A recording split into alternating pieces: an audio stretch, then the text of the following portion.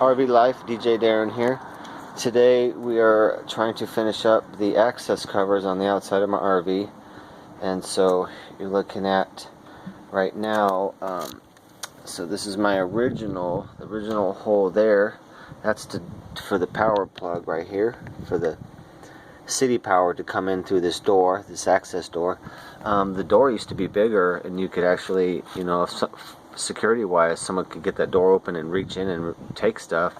So I'm sizing it down to this door, and it's got this little small thing there, so you can run a cord through and have this locked and closed, but your 50 amp or 30 amp cord still goes through there, and it locks real nice. So downsizing that, making that smaller security wise, it just looks great.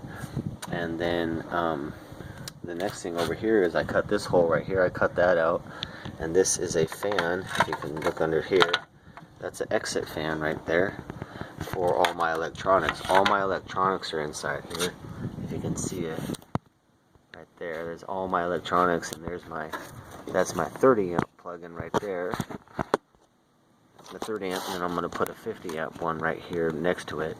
But for now, that's all my electronics and everything in there, so this will be blowing heat out. And it's got this nifty little cover here for the rain.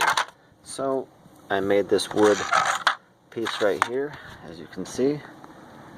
Made that and those cutouts, and so I'm going to fit these in like this, fit that in like that, and check this out, how nice this is. Got this all done. There we go. So I got a nice cover there. Hold on, sorry guys. Nice cover there, thin, you know, boom. And there's the back of it. Alright, I might have to make this video again because you got the dang blower.